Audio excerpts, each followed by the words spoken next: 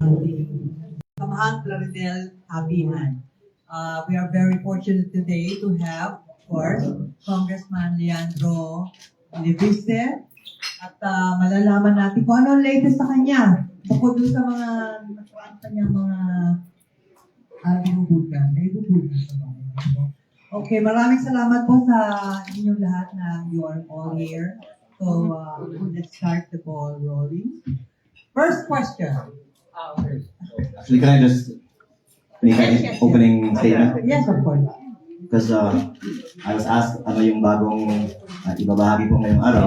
Kaya pinost ko na rin sa Facebook ngayong umaga na magbibigay ako ng 1,000,000 sako ng bigas para sa mga pamilya sa Batangas na hindi pa nakatanggap ng ayuda sa gobyerno.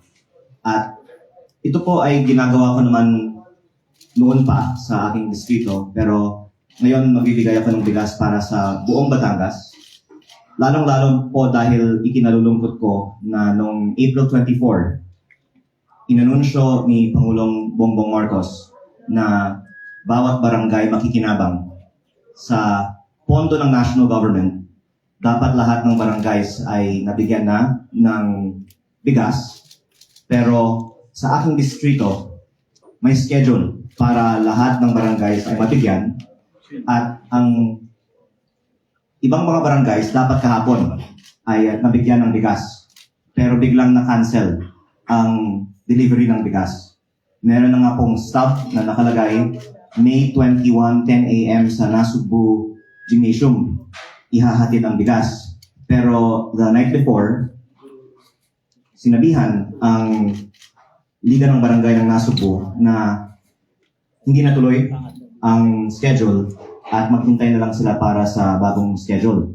Pero itong mga hindi nabigyan ng bigas ay kabilang sa 84 barangays na hindi din nabigyan ng financial assistance sa ilalim ng Bawat Bayan Makikinabang program noong April 24 visit ni Pangulong Marcos sa Batangas City.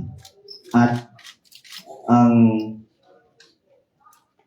testimonya ng mga barangay captains ay kumpleto ang kanilang isinumite sa mga group chat ng mga barangay captains. Acknowledge naman na kumpleto ang kanilang isinumite, pero hindi sila inimbita.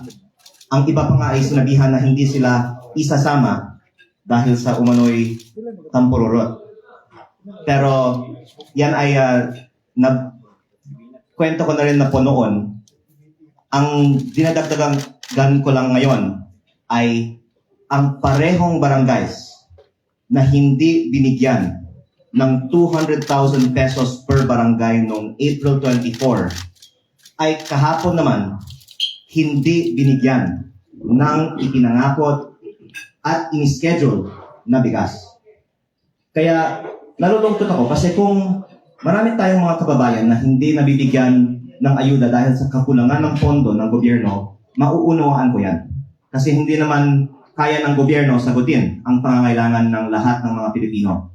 Pero kapag ipinangako na ng ating Pangulo na bawat barangay makikinabang at inilaan na ng nasyonal na pamahalaan ang pondo para sa bigas para sa bawat barangay, may stop na, ini-expect na ng mga DHWs at barangay tanots ng mga barangays na ito ang bigas para sa kanila kahapon at biglang sinabihan sila na hindi tuloy ang delivery ng bigas para sa kanila. Ikinalulungkot ko kasi nagiging collateral damage ang ilang mga Pilipino sa politika. So kung you're saying na politika yung punong dulo nito? Maganda kung may paliwanag kung bakit yung same barangays na hindi binigyan ng 200,000 ay ngayon hindi binigyan ng bigas. Pero kaya ko yan din masasabi dahil mismo testimonya nila, sinabihan sila ng Kapitolyo na hindi sila isinama sa April 24, 200,000 pesos distribution ni Pangulong Marcos dahil sa tampururot sa Kapitolyo. Kaya ako po ay walang ganong salita sa aking bokabularyo natutunan ko lang yung salitang tampururot galing sa mga kapitan ng aking barangay. Pero kung, maliba lang tayo, punta naman tayo sa national. Meron kang proposal na yung VAT sa gasolina, petroleum products, bawasan from 12% gawing 10%. At may computation pa dito kung paano ano yung matitipid ng gobyerno at pwedeng ibigay sa taong bayan. Tama ba to? Opo, at Ano yung kadugtong, computation mo rito, magkano yung matitipid? kadugtong po ang aking advokasya para ibaba ang VAT at ang mga issue na nakikita ko sa ayuda. Kasi kaya nila sinasabi, hindi natin dapat ibaba ang buwis dahil mas maganda daw ang targeted na ayuda para sa mga nangangailangan. Pero I will answer your point directly after this, but I just wanted to lay out that ang problema sa targeted ayuda, ang mga politiko ang nagta-target. Tapos, pinapapila pa ang mga tao. Tapos may administrative cost pa. Sa napakalaking inefficiency sa targeting ng ayuda, mas mabuti na lang bawasan ang ayuda at bawasan na lang ang VAT.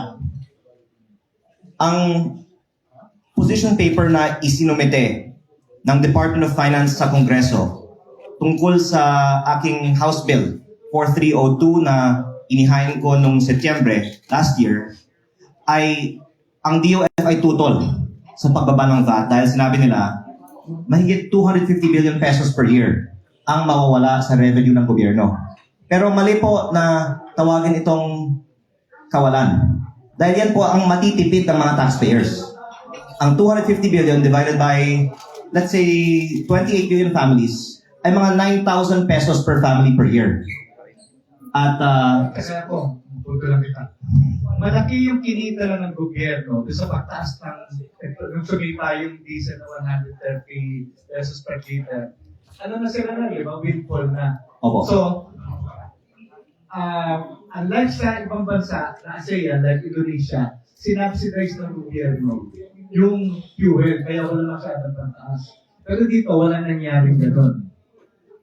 So, tama yung posisyon mo, kung babawasan nga ng gagawin 10%, yung sa 2 billion na yon na matitipid, pwedeng ibigay sa taong bayan at tipid sa taxpayer. So, mga bibili ng gasolina. Tama po. At ang Pilipinas nga ang may pinakamataas na presyo ng langis sa ating mga comparable ASEAN countries at yun ay sa kadahilanan na sa ibang bansa may subsidiya, dito pinapatawan pa ng buwis. At ang sagot nga ng iba ay mas maganda, may targeted ayuda kaysa sa buwis. Pero nung committee hearings naman, sinabi ng lahat ng mga representante ng mga transport sector groups na mas gusto na lang nila ibaba ang buwis, isuspende ang fuel excise tax kaysa umila pa ang mga tricycle drivers para sa 5,000 pesos na hanggang ngayon, marami pang mga tricycle drivers ay hindi nabigyan ng 5,000 pesos at ang iba nga ay na-report na namatay. Yung fuel excise tax, I think 6% excise tax. Iba-iba po. Kung hindi po ako nagkakamali, iba yung fuel excise tax sa diesel, sa gasolina, kerosene at LPG. At ang ikinalulungkot ko din ay minadali ang pag-aproba ng Kongreso ng fuel excise tax noong Marso, tapos hindi naman ginamit ang kapangyarihan ito nung ipinasa na itong batas. Kaya nung isang araw din, nagpanukala ako sa Kongreso na sa Kalinga Act, hindi lang bigyan ang Pangulo ng kapangyarihan na isuspende ang VAT sa langis, kung hindi din gawing automatic na pag-aproba nitong batas at i-activate ang national emergency sa enerhiya, isuspende na ang VAT sa langis. At tulad po ng nabanggit ninyo, kayang-kayang ito dahil kumita na ang gobyerno sa mas mataas na presyo ng langis. May windfall na nga tayo, pero sinasabi nga nila, doon na lang sa ayuda natin gamitin ang windfall. Ang sabi naman ng mga transport sector groups, mas maganda, ibaba na lang ang VAT kasi meron naman na nga tayong windfall.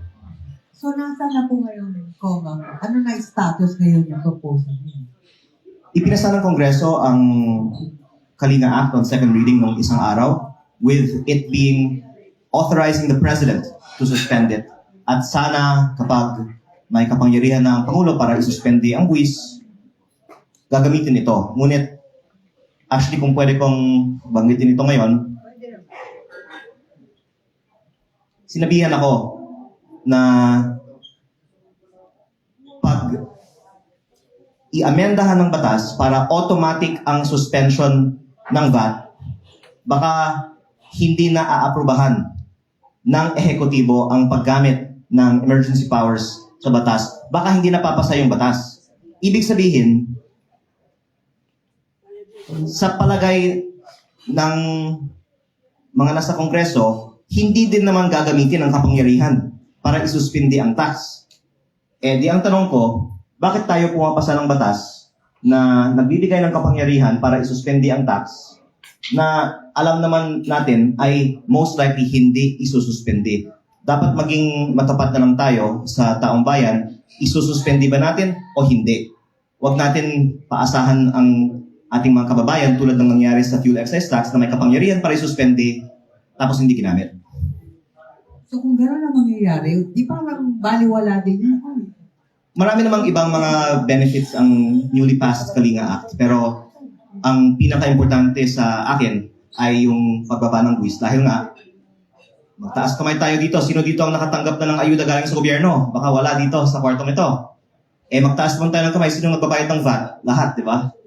Kaya, kahit na ang daming mga benepisyo sa mga bagong batas na ito, eh kung puro ayuda naman na hindi natatanggap ng karamihan ng mga Pilipino, mas nakakasama pa ang gobyerno sa panahon ng krisis dahil tayo ay nagbabayad ng mas mataas pang VAT sa langis. Oo. At ginagamit sa pamumulitika na supposedly ibibigay sa taong bayan, iniipit para magamit sa politika.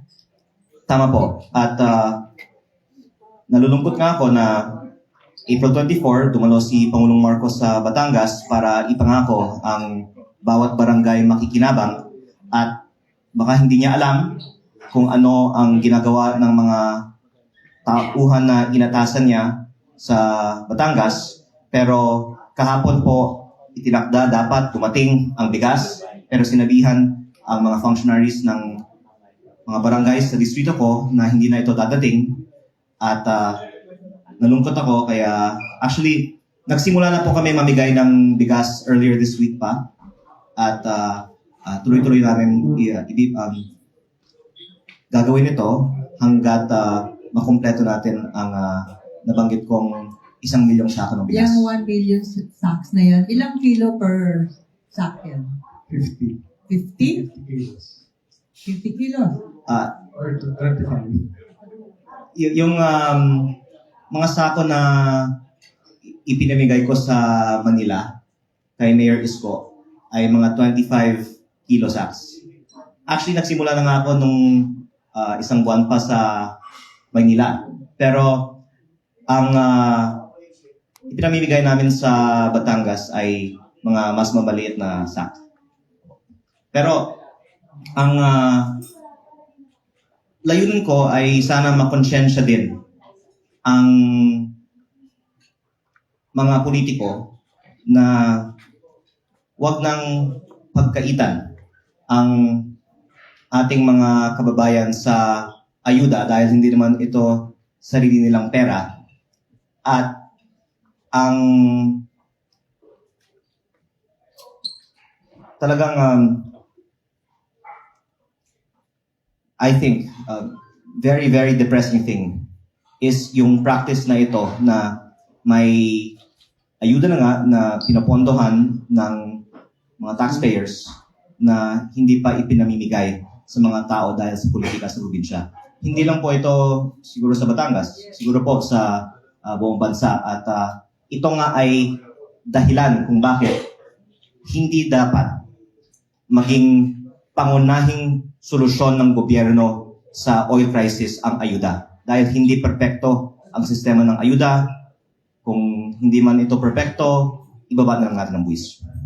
Lipat muna tayo sa issue naman ng DPWH. I remember na nung bago upo ka as congressman, may kinasuhan kang district engineer sa distrito mo. dahil di ba nagsuhol yata ng 3 million. So ano na yung status ng kasang pinag doon sa DE ng DPWH? Thank you for that question. The DOJ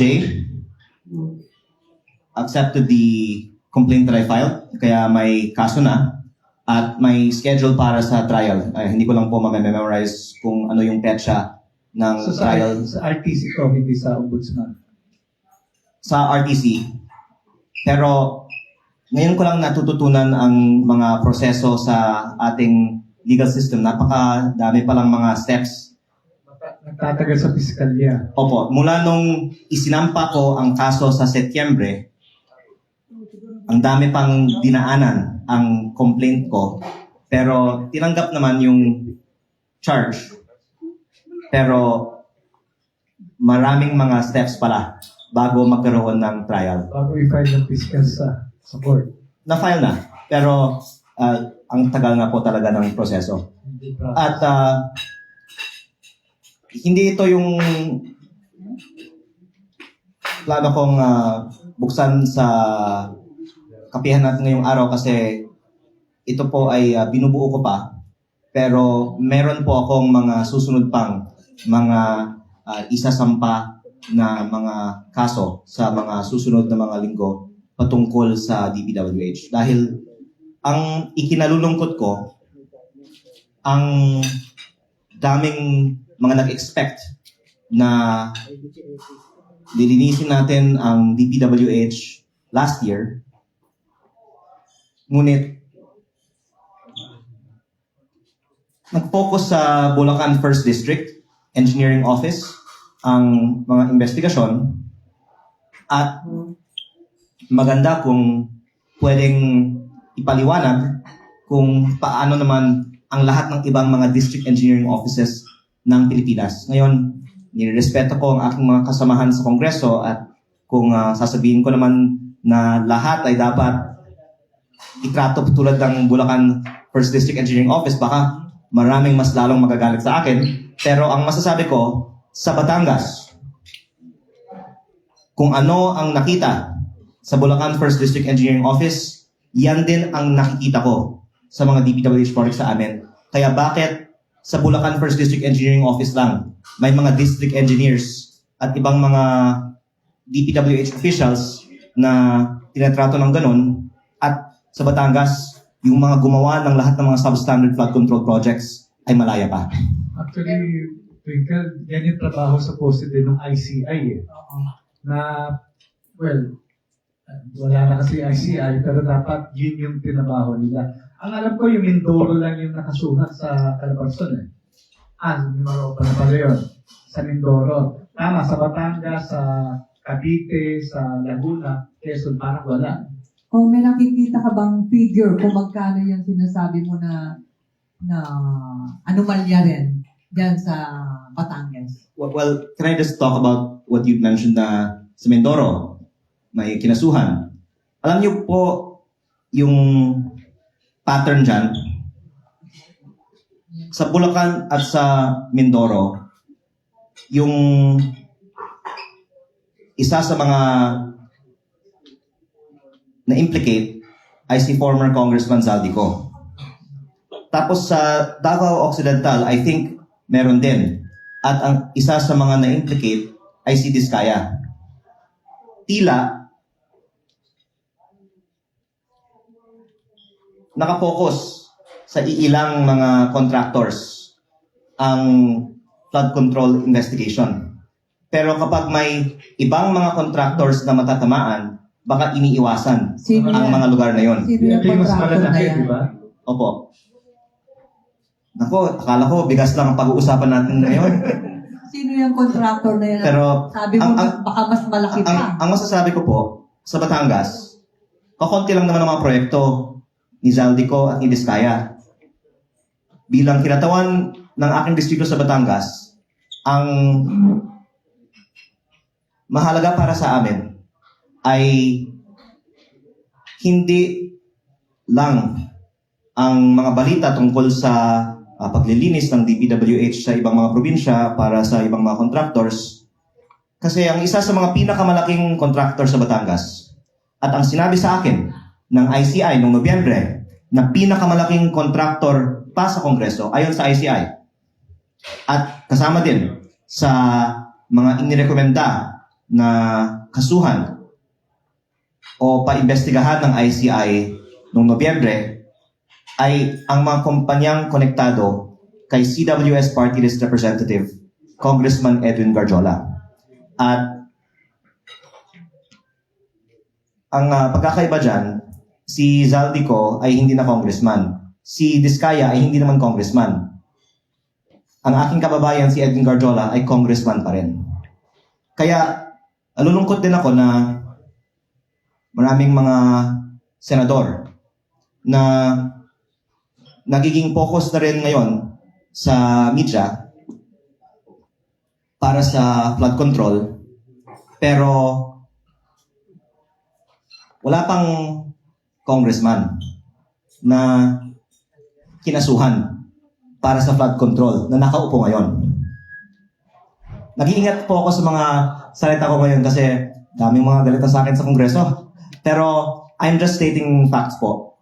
At sa Batangas noon, ang nasabi ko na ay may mga first-hand akong experiences pag-uusap sa ibang mga contractors at maybe I can say more another time. Yes, okay. So, now we open the floor for your questions. Sino po ang mga magtatanong? Okay, Kong. Pero bago muna, wala pa naman, hindi pa naka-ready mga magtatanong. Meron lang akong isisingit ko. Yung sinasabi ng Department of Energy ni Secretary Garin na suppose na ibabayad o ibabalik ni raw sa pamahalaan ng 24 billion pesos. Ano po ba ang talagang... Thank you for allowing me to explain this. Walang basehan ang mga sinabi noon. At sinabi lang naman yan noon, tapos wala na siyang sinabi ulit, pero inuulit-ulit sa social media. Kasi walang anumang dokumento na nagsasabi at nagpapaliwanag na meron akong ganong multa.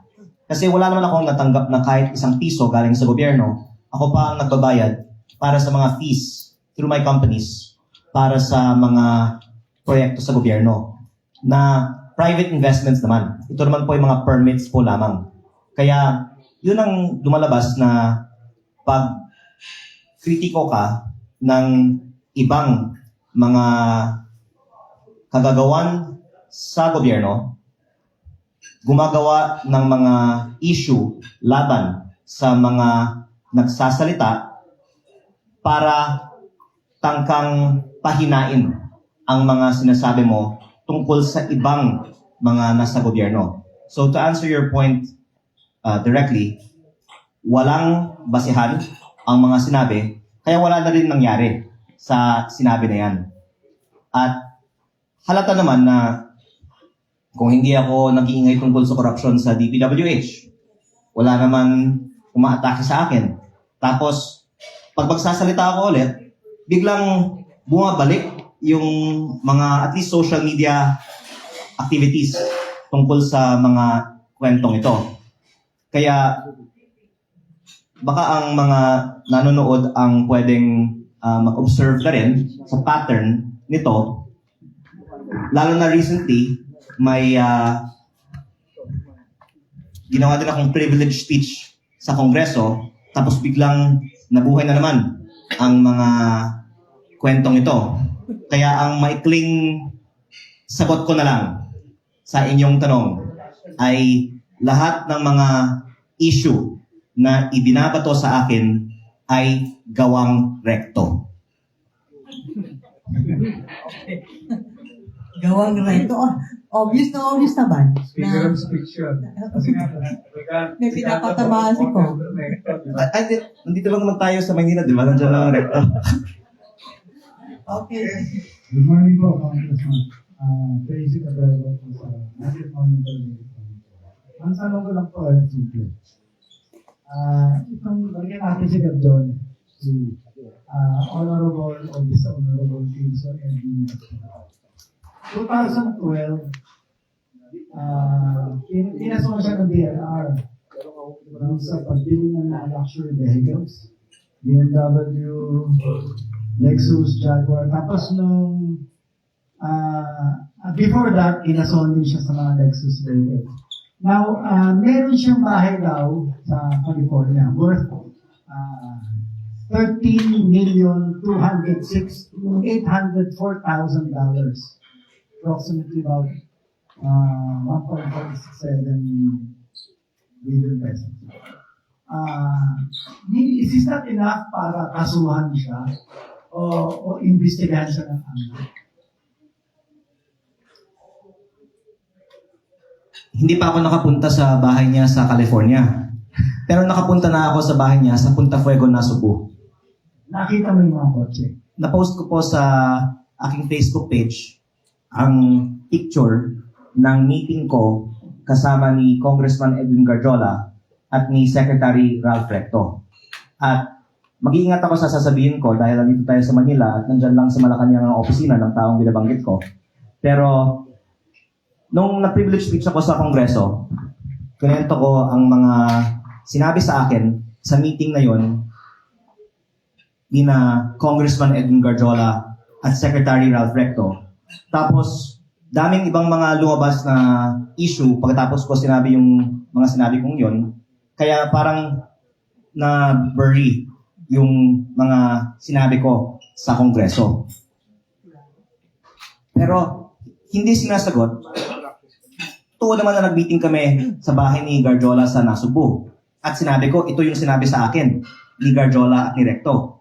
Pero, sinabi ko nga, daming mga issues na lumalabas laban sa akin pagkatapos ko ginawa yon na gawang Recto.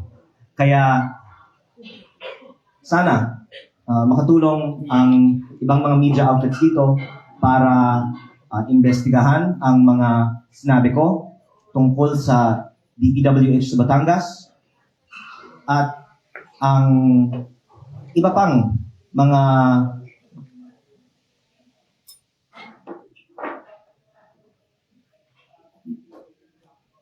masasabi ng mga taga-Batangas na may kaugnayan sa korupsyon, katulad ng illegal gambling, which reportedly ang Refresh Gaming ay may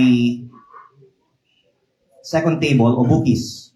Ayon sa mga ulat at testimonya ng mga Batanggenyo mula sa iba't ibang mga bayan. At itong lahat umano ay nangyayari na may tulong o basbas ng mga matataas na tao. So, you asked a short question and I can just say na maraming na nga po akong nasabi tungkol dito sa Facebook at sa Kongreso na hindi masyadong binigyan ng pansin, considering na napakabigat ang mga sinabi ko at napakataas ang mga opisyal na pinangalanan ko. Hindi ko po inuulit lahat ngayon kasi dami kasing mga nagagalit sa akin sa Kongreso eh. Pero mabuti kung ang media ay mag-investiga further sa mga bagay na ito. Pala po, yung nabanggit niyo yung illegal gambling. Aware po ba kayo dun sa transformation ng oro sa piso? Na binibigyan ng lisensya ngayon ng Actually, ako ay isa sa mga pinakakonting may alam na congressman tungkol sa sugal. Hindi naman ako magsusugal. At ang alegasyon lang ay maraming mga kasamahan ko ay may kaugnayan sa sugal sa kanilang distrito sa Batangas to just focus on my province. Alam mo ba, pag congressman ka, umano, ang daming mga benepisyo. Galing sa illegal gambling. Sa sugal, sa customs. Pwede kang pumili daw ng mga bata sa iba't ibang mga ahensya ng gobyerno. Lalo na sa Ways and Means Committee. Pasensya na, Ways and Means Committee. Ito ay sinabi sa akin ng isang dating mataas na kawani ng gobyerno. Pag nasa kongreso ka, pwede kang maglagay ng mga bata sa iba't ibang mga ahensya. Sabi ko, ako, wala naman akong bata, bakit ako'y hindi binigyan ng ganitong benepisyo? Pero syempre, kung baka iaalok nila ito sa akin, isusumbong ko lang sila. Kaya hindi nila ako inaalok. Pero, Ano yung ginawa mo doon sa district engineer? lahat ng mga gustong mag-alok sa akin sa Kongreso, welcome na lumapit sa akin. Pero baka ibabalita ko sa susunod na kapihan sa Samahang Plaridel. But, actually, baka si former Secretary Banayo pwedeng bahagi din ng kanyang kaalaman tungkol dito. Basta, bilang isang bagong congressman, shock na shock ako na daming mga nangyayari sa ating gobyerno at open na open ito among politicians na hindi lumalabas sa media. At alam naman to ng mga tao kaya mababa ang trust rating ng mga politiko in general. Pero napaka-unfair naman na tahimik ang ibang mga issues. Tapos, kung sino yung mga kritiko ng administrasyon o ng ibang mga mataas na politiko, ang ginagawa na lang ng mga tao na may mga illegal na gawain ay gumagawa na lang ng mga gawang rekto na kwento tungkol sa mga nag-aakusa sa kanila. Talking about politics. Tatanong ko na rin to. Yung political plans mo sa 2028, higher office ba? Governor or senator? Actually, Have you, napag-isipan mo na ba ito? malayo pa ang 2028 elections at ang mga ginagawa ko araw-araw ay hindi ayon sa political calculation. Dahil marami nga sa mga ginagawa ko ay hindi sa conventional wisdom ng mga politiko tama. Dahil gumagawa ka ng mga kaaway at pag gumagawa ka ng mga kaaway, nababawasan ka ng mga boto. Disruptor ka.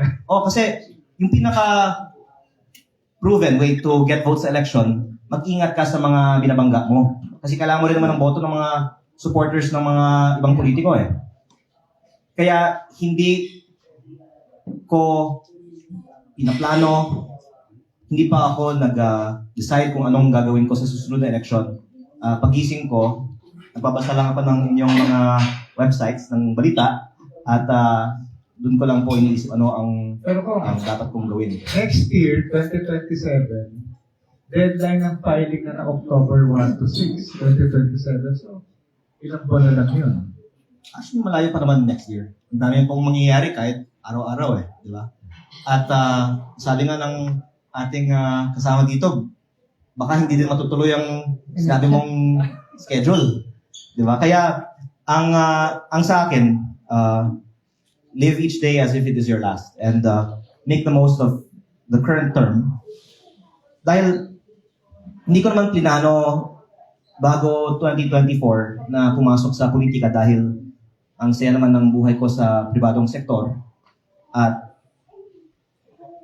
pumasok ako sa politika, hindi ko naman plinano na sa una kong term gagawa ako ng ganitong karaming mga kaaway. Pero sinusundan ko lang po ang nasa puso ko. Kasi umpisa pa lang, yun yung target na bumulaga, di ba? Yung tinasuhan mo yung district Pero engineer. nasa majority ako nung una. At parang nanonood lang ako anong mga nangyari dito sa Kongreso. Nainip ako. So second term mo pala, Kaya- susunod. Second Kaya, basta, I'm just doing what I think I can do to help. And ayoko lang na mag-aksaya ng oras at ng pwesto. At ang feeling ko talaga, pag nasa Kongreso ako, kung tahimik lang ako, nag-aaksaya lang ako, hindi ng oras ko lang, pero ng pwesto sa Kongreso. Kasi, ewan ko bakit yung mga nagsasalita yung mga binabatikos pero yung mga tahimik hindi binabatikos.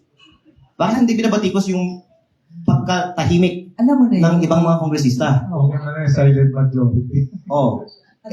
Nakita nyo naman sa karaniwang araw sa Kongreso, yung plenaryo, baka wala pang 20% ng attendance. Wala, hindi nahihiya yung mga tahimik na yun, ano. Ang ginagawa lang siguro alam mo na kung ano nagpapatahimik sa kanila. Anong nagpapatahimik sa kanila? Bakit tahimik? Basta ako po, hindi ako tumatanggap kahit ng sweldo ko o ng MOOE ko. At kina-question ko nga yung House Committee on Accounts, bakit hindi nila inilalabas kung saan napupunta ang 18.58 billion pesos na MOE budget ng Kongreso.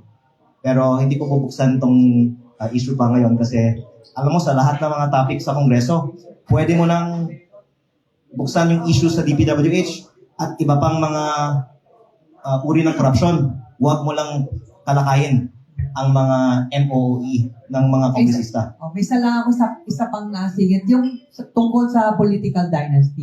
Medyo mainit ka rin dito doon sa political dynasty. Actually, Ano?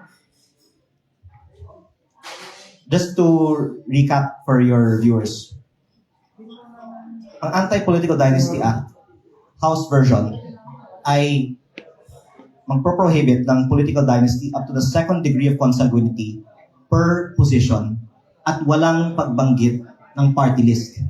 Kaya nag-hain ako ng dalawang amendment. Una,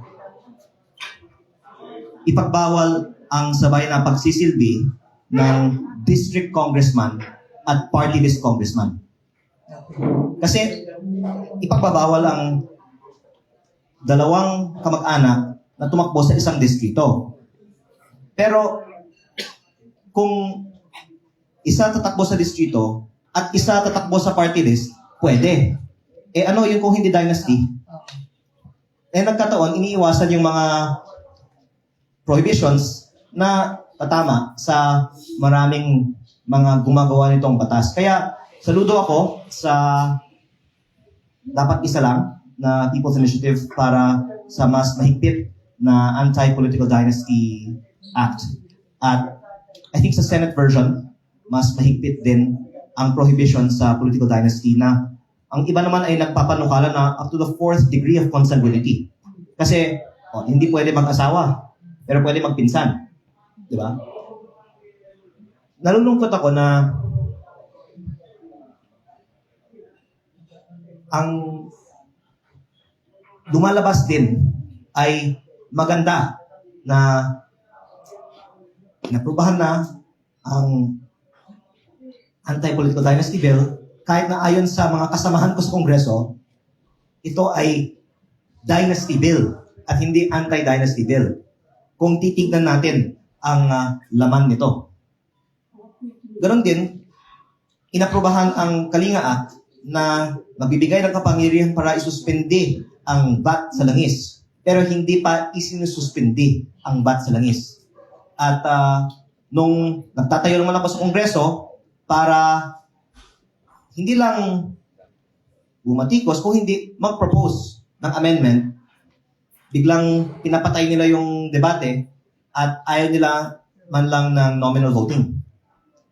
Kaya napakasaya siguro ng iba kong mga kasamahan kung sasagutin ko ang inyong tanong na hindi na ako tatakbo muli sa Kongreso sa susunod na eleksyon para mabawasan ng isang nanggugulo sa Kongreso. So, pag-test. Basta ang masasabi ko po ay sa Kongreso kasi ngayon may script sa mga debate. Noon daw hindi ganoon. Pero ngayon pati yung mga ibang mga nasa mayorya na batikan na kongresista nagrereklamo bakit namin kailangan sundan yung script. Pero wala tayong magawa. May rule of the majority sa Kongreso at ayaw kong awayin ng mga congressman ngayon kaya sinasabi ko naman totoo, di ba? Pero ang baka magandang balita na lang para sa kanila ay siguro hindi ko na sila makakasama sa susunod na Kongreso. O yun. O di sinabi mo na rin na hindi ka tatakbo at may plano kang iba. Basta, malungkot na malungkot ako pag nasa Kongreso ako. Kasi parang nag-aaksaya ng oras at pwesto at pera ang pag-attend sa Kongreso na kailangan sumunod sa script. Hindi mas lalo naman kawawa ang bansa natin kung mawawala ng katulad mo doon. Lahat na lang, scripted. May Senado pa naman eh. What ka? Good morning po. Mark Gabriel po sa Network 5. Kung balik ako sa flood control issues, may bago ng leadership sa Senate and may bago na rin chairman ng Blue Ribbon under Senator Pia Cayetano. Anong i-expect nyo na magiging pagbabago sa takbo ng investigation? Unang-una po, I would like to congratulate ang bagong liderato at ang bagong chair ng Blue Ribbon Committee. Ngunit sinabihan ako ng aking ina na huwag sumausaw sa mga topics ng Senado. Basta ako po ay nagko-congratulate sa kanilang bagong eleksyon. Pero in-expect nyo ba na ma-invite na yung mga personalities na dapat umarap doon? At sabi nyo nga kanina, wala pang congressman na nakakasuhan related sa Ako naman po ay naimbitahan at pumunta sa Blue Ribbon Committee hearing noong January. Nagpapasalamat ako sa Blue Ribbon Committee sa pagkakataon na ibahagi ang laman ng Cabral files sa hearing na yun ayon sa mga dokumento na itinurn over ko rin sa Kongreso. Pero tila na mahirap na gumawa ng malawakang investigasyon sa flood control dahil marami nga ang natatamaan dito. Kaya nakita naman natin na iilang mga individual lang, ang iilan sa kanila, mga senador, ang nagiging focus. At nalulungkot ako lalo dahil nakikita ko sa mga datos na napakaraming iba ang dapat i-subject sa same scrutiny. Ngunit hindi for whatever reason which I do not want to speculate. Medyo kalungkutan lang po ang sagot ko pagka dating sa topic ng flood control investigations, pero sinabihan po ako na huwag sumausaw naman pagdating sa topic ng Senate Blue Ribbon Committee. Pero umaasa po kayo na sana invite na nila sina Yusek Jojo Cadiz, sina Yusek Adrian Bersamin, other Sir Pierre. I believe that the new Senate leadership is very well equipped to make its own decisions, and I would not want to say anything that would seemingly be like giving advice to them. Sila naman ang mas magaling at mas may karanasan sa akin, kaya inaasahan ko na gagawa sila ng mga tamang desisyon. Pero sa tingin niyo, sir, malaki ang may tutulong nila sa Ang masasabi ko na lang po ay ito. Para sa mga nanonood na umaasa na may managot sa flood control, kung hindi man managot ang mga dapat managot ngayong taon, tiyak na mananagot sila by 2028. Kaya ang sinasabi nga po ay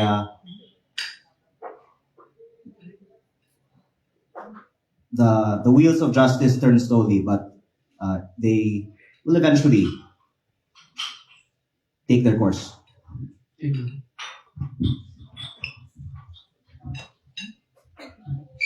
Good morning ko, Mia Layagin po from Your TV News. Balikan ko po yung sa ipapamahagi ng 1 million sacks ng bigas. So para po sa mga gustong mag-avail nito or sino gusto makakuha, paano po nila ito makukuha? Saan sila lalapit? Directly from your office po ba o sa mga barangay na po nila? Basta po, nasa Batangas ka, dapat makarating ang bigas. Ngunit ang pinaka mabilis na channel para sa distribution ng bigas ay mga LGUs, mayor hanggang kapitan. Kaya sa aking distrito, madalas na po namin na dinidistribute ang bigas through the barangays. So para sa mga barangays sa ibang mga distrito, maghihintay na lang po kami para sa coordination namin sa mga barangays and LGUs. Bali kung meron po sa akong acquaintance na college student sa Batangas, meron daw po kayong educational assistance, tama po ba? 10K? Opo, yung educational assistance naman ay programa ng gobyerno. Yung bigas ay personal ko. Kaya pag personal ko, mabilis kasi hindi ko na kailangan hintayin pa ang pondo na galing sa gobyerno o ang ibang mga lista-listahan. Pero ikinalulungkot ko din na medyo napapagalan ang ibang mga kongresista din sa pag-implementa ng ibang mga programa ng gobyerno ngayong taon. Kasama na rin yung nabanggit ninyo na AIX. Dahil tila kulang ang koleksyon ng buwis kumpara sa mga pangangailangan ng gobyerno ngayon. Kaya pati ang mga DPWH projects ay delayed din. At yung GDP growth nga natin sa first quarter ay 2.8% daw. At baka mas mababa pa sa second quarter dahil sa lack of government spending. At hindi ko din alam bakit hindi masyadong lumalabas sa balita yung question ng delay sa DPWH, pati sa ibang mga ayuda programs. Lalo na dahil meron mga ayuda para sa oil crisis. Maganda na may tulong galing sa gobyerno para sa oil crisis, pero sana hindi naman maantala ang ibang mga programa ng gobyerno. Bali-clarify ko lang po, hindi po ito parang directly from your office, kundi under ng program ng AIX ng DSWD, yung educational assistance. Opo, marami pong mga ayuda na galing sa gobyerno, of course, at yun po yung mga naaantala. Pero yung galing sa akin ay ang bigas, kaya ngayong linggo ipinamimigay na po namin. Thank you po. Good morning, Congress. Hello po.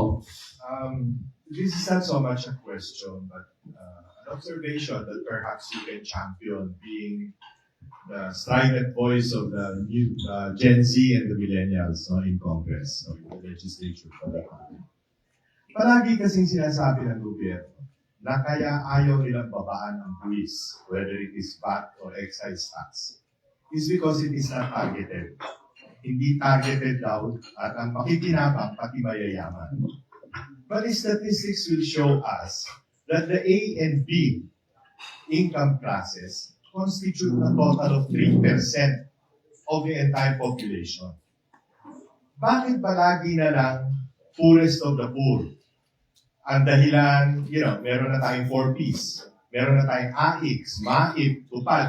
Di ba bastante yun? Ang punto ko, bakit paparusahan yung middle class? Bakit pinaparusahan natin yung mga upwardly mobile? Karamihan yan, mga bata, nag-graduate, trabaho sa mababa pa ang sweldo. Halos lahat dito, nagkaroon ng sasakyan, yung motorsiklo man yan o kotse, installment. Yung mga nag-i-installment hanggang ngayon sa pag-ibig, sa kanilang mga socialized housing, hindi na ba naaawa ang gobyerno doon? Sila ang income hindi na makasapat dahil sa inflation. Now, alam din natin, pangalawa, na magtatagal pa itong oil crisis. This is where the effects of the Middle East conflict will go even beyond this year. Hanggang next year yan.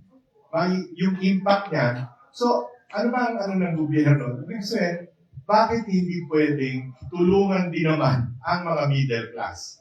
No? Particularly yung working middle class. No? Dahil sila kawawa No? Meron na namang mga ibang aid programs tayo, mga ayuda. Kaya tayo tinawag ng Ayuda Republic. There's enough ayuda for the poor. No? Pero paano naman yung middle class? Baka naman pwede, as I said, this is not a question, baka naman pwedeng i-advocate ko rin naman yung kawawang middle class, yan ang ating bansa. Yung upward mobility nila na i-stunt because of inflation. Thank you. Thank you very much for your comment, Mr. Banayo, and I 100% agree, and I would like to urge President Bongbong Marcos to immediately appoint Mr. Lito Banayo to the cabinet. Because ang nakita nating polisiya ngayon ay high tax, high ayuda. Tapos may mga nagsasabi din sa Kongreso, bakit yung middle class walang ayuda? Tapos may nagsasabi naman na kaya natin hindi pwedeng ibaba ang buwis dahil dapat yung mahihirap ang matulungan sa ayuda. Kaya iba-ibang mga contradictory statements ang lumalabas para depensahan ang high tax, high ayuda policy. At ang lumalabas kasi ay kung ayaw mo talagang matanggalan ng ayuda, may madahilan ka kung bakit kailangan manatili ang ayuda. Pero kaya ko pinapokus yung issue on politicization ng ayuda dahil doon natin nakikita na may interes ang mga politiko na manatiling mataas ang buwis pero mataas din ang ayuda dahil ginagamit nila ang ayuda para sa politika. Alam nyo, nalulungkot ako talaga na ang mga mamamayan sa aking probinsya ay pinapapunta pa sa mga covered courts para makinig sa mga talumpati ng mga politiko. Actually, hindi naman tungkol sa ayuda yung mga talumpati. Sinasalaysay pa yung mga biodata ng mga politiko. Sinasabi pa lahat ng mga mabuting mga nagawa nila para sa bayan. Tapos, kailangan nila pumalakpak, mag-photo op, saka sila bibigyan ng ayuda. At it's really so sad na ang mga mahihirap ay daan pa sa ganoong proseso para makatanggap ng ayuda na galing naman sa buwis ng bayan. At sana naman makonsyensya ang mga iba na huwag naman maging sobrang abusado at halata na ginagamit lang ang ayuda para sa politika. Okay, siguro pwede na tayo mag-last question. Meron pang tanong kung wala pa. Last question. Magandang kabayang Congressman Leandro Libiste. Ang Batangas po ay 6 na distrito. Doon po sa 6 na distrito, ilan po dito ang hindi nabigyan ng Kapitolyo ng sinasabi ngayon ang bigas? Yung ayudang bigas ay ipinamamahagi pa ng Kapitolyo ngayon. Kaya hindi ko po masasabi ilan ang hindi pa nabigyan ng bigas sa kabuuan. Pero una kong sasabihin, yung 200,000 na ipinangako ni Pangulong Marcos noong April 24 ay para sa bawat barangay ay pinost po sa page ni ES Ralph Recto. Mga 100 or so barangays hindi nabigyan. Of which 84 ay galing sa Nasugbu at Taal sa aking distrito. At yung ibang mga barangays hindi nabigyan dahil hindi kompleto ang mga papel. Pero ang Nasugbu at Taal, wala namang ibang isinumite o karagdagang isinumite mula sa April 24 hanggang sa nakuha nila ang mga cheque galing sa Malacanang at ang mismong mga cheque para sa Nasugbu ay may petsa April 22. Ibig sabihin handa na nung April 24 ang mga cheque para sa kanila. Pero pagkatapos lang tayo nagreklamo na hindi ibinibigay yung ayuda para sa kanila, ibinigay ang ayuda para sa kanila. Kaya yung 84 yung pinapokus ko kasi yun yung may mga pruweba na may diskriminasyon sa ayuda na sana sila po mismo ang pwedeng mag-testify. Pero sa bigas naman, yung 84 din ay hindi pa nabigyan ng bigas. At this is even if nabigyan sila ng stub at schedule na nakalagay April 21 darating sa kanilang gymnasium ang bigas at sinabihan sila na i-reschedule ito ng walang paliwanag at maghintay na lang. At kunentuhan ng ibang mga opisyal ng mga barangays na ito sa akin na actually kaya hindi sila nagre-reklamo kasi hindi lang naman ngayon, ganoon. Palagi naman sila huli.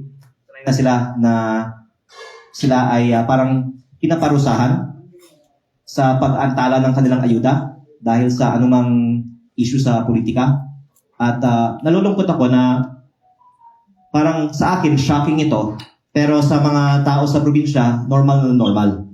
At sana hindi na ito maging normal kapag mabuksan natin ang mga issue na ito sa national kasi mukhang hindi lang ito ba naman Batangas issue. nationwide po ang distribution sa ayuda. Follow-up lang mo, Congressman. Ito bang issue sa illegal gambling? Totoo ba na si Executive Secretary Recto at Congressman Garjola ay isang protector sa mga nasabing gambling dyan sa Batangas? Mag-iingat ako sa sagot kasi kahit na bulletproof ang kotse ko, baka pag sakay ko, pagbaba ko, may mangyayari pa sa akin.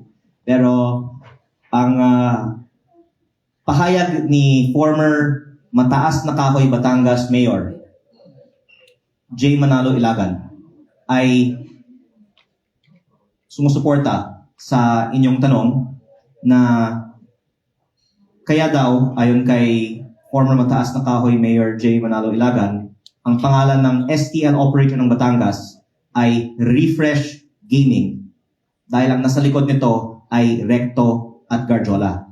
Ayon kay former Mayor Ilagan. At ang mga politiko, pati na rin ang mga pulis sa iba't ibang mga bayan ng Batangas ay maaaring tumestigo na meron second table o bookies sa STL sa Batangas. Ibig sabihin, hindi inire-remit sa gobyerno ng buo ang dapat na i-remit sa STL ng Refresh Gaming at hindi ito mangyayari kung hindi sa proteksyon umano ng mga mataas na opisyal. At ang isa pa sa mga nakakausap ng ibang mga politiko sa Batangas ay ang kasalukuyang Vice Mayor ng San Juan, Batangas, si Anthony Marasigan, na kilala ding kaalyado ni Recto at Garjola. Kaya nga daw, ayon kay Mayor Ilagan, ang pangalan ng kumpanya ay Refresh Gaming. Pero muli, wag niyo akong balikan please dahil sa mga pahayag ko dahil inuulat ko lang naman po ang sinasabi ng mga iba. Kasi hindi man ako marunong mag-STL. Hindi ko naman alam yung mga STL na yan. Pero ikinalulungkot ko lang na ang daming mga nangyayari sa probinsya na hindi lumalabas sa media. Kaya ako po ay nagbibigay lang ng boses, I could say, para sa mga kababayan ko na walang access sa social media tulad ko. Bakit, i-dagdag ko lang, bakit hindi ka, sa palagay mo, bakit hindi lumalabas sa media?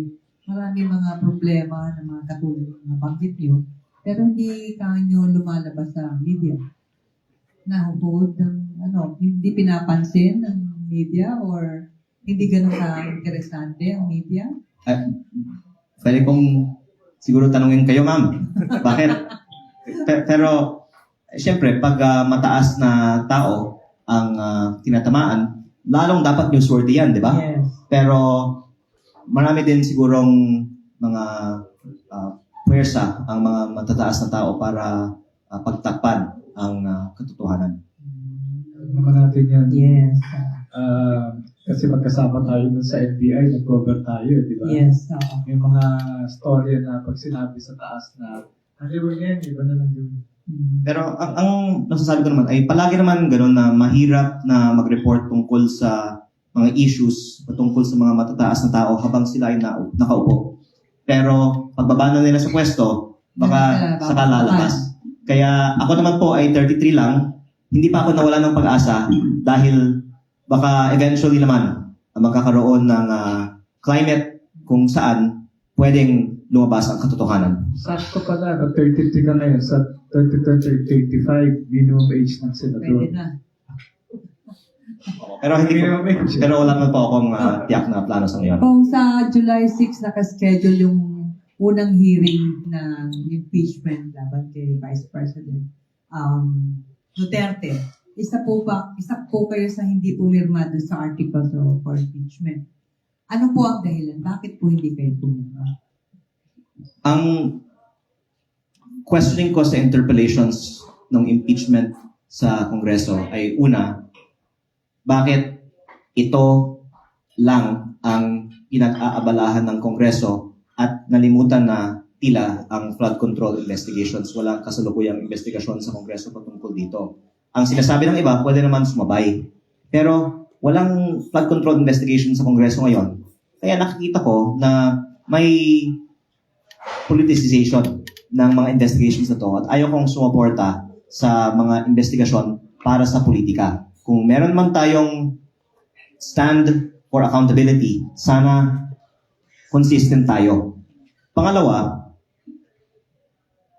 nilabas ko din yung allegation na ang mga miyembro ng Kongreso in some cases ay nabigyan ng additional MOOE kung sila ay sumusuporta sa mga inirekomendang posisyon sa mga issue.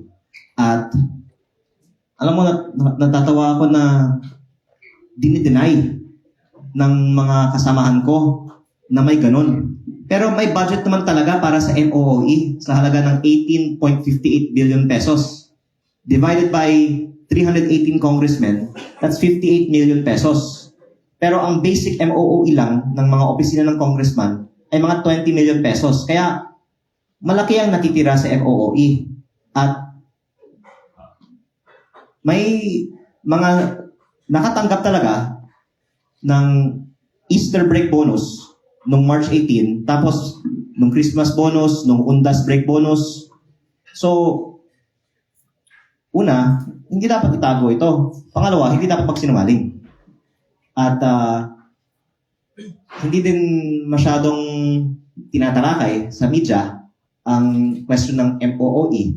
Kasi nga yung PGML nga gumawa ng story tungkol dito, 'di ba? Pero ang lumabas ay yung paghuhuli sa PGMN para sa MOOE na hindi ko naman alam yung buong story dyan, pero yung allegation nila tungkol sa MOOE ay hindi binuksan. Kaya that's one of the other reasons why nalulungkot ako pag nasa kongreso ako kasi kasinungalingan ang pagsasabi na walang extra MOOE ang iba sa ating mga kasamahan. Twinkle, mukhang kailangan natin mag-parto kay Combe yan, ano? Kasi marami pang hindi natatakel. Pero dahil nga overtime na tayo, siguro yung closing statement na lang po. Again, ang bala ko sana ngayong araw ay hindi gumawa ng mas marami pang mga kaaway sa Kongreso. Baka namang wala Homer. Pero maingat naman ako sa mga sinasabi ko. Very safe naman yung mga tanong mo. Naghihintay kami ng yung talagang pasabog mo. Opo. Opo. Siguro sa part 2. Opo. Pero ang dahilan nga po kasi ay sa nakaraang mga linggo sa Kongreso, marami na po akong mga sinabi na hindi ikinatuwa ng aking mga kasamahan, pero sana naman maunawaan nila na nasa Kongreso tayo para talagang talakayin ang mga national issues at hindi lang sumunod sa mga script, di ba? Pero ang main thing sana na gusto kong hilingin sa aking mga kapwa-kawani ng gobyerno ay huwag natin gamitin ang ayuda para sa politika. At kung ipinangako ni Pangulong Marcos, bawat barangay at bawat bayan makikinabang, sana talagang makarating sa mga Pilipino ang ipinangakong ayuda. At sa aking probinsya, inanunsyo ko po ngayong umaga na magbibigay po ako ng 1 milyong sako ng bigas para sa lahat ng mga pamilya na hindi nakakatanggap ng ayuda ng gobyerno. At sana makokonsensya din ang mga kapwa kong Batanggenyo na mga politiko na huwag piliin ang mga nakakatanggap ng ayuda ayon sa politika at ipamigay ang dapat ipamigay sa mga Pilipino. Thank you, Combe. Twinkle, before we end, again, pasalamatan natin yung sponsors natin. Yes, po. Again, maraming salamat po sa mga kaibigan nating media na nandito ngayon. At salamat sa ating mga sponsors, ang Philippine Charity Sweepstakes, Office of the Manila Mayor, Isko Moreno, and the Philippine Amusement and Gaming Corporation. Thank you so much. And thank you, Pong. PCSO at PAGCOR pala ang sponsor natin. Legal naman ng STL, yung bookies, yung illegal. Yun. Kaya, ang advokasya ko, itigil ang illegal gambling para lumaki ang koleksyon ng PCSO. Sino nga ang nagpoprotekta sa mga yan? Part 2 na yan. Sana magkaroon ng pagdinig ang Kongreso at ipatawag natin ang mga mayor ng Batangas para sila mismo ang tumistigo. Thank you po. Thank you. Thank you.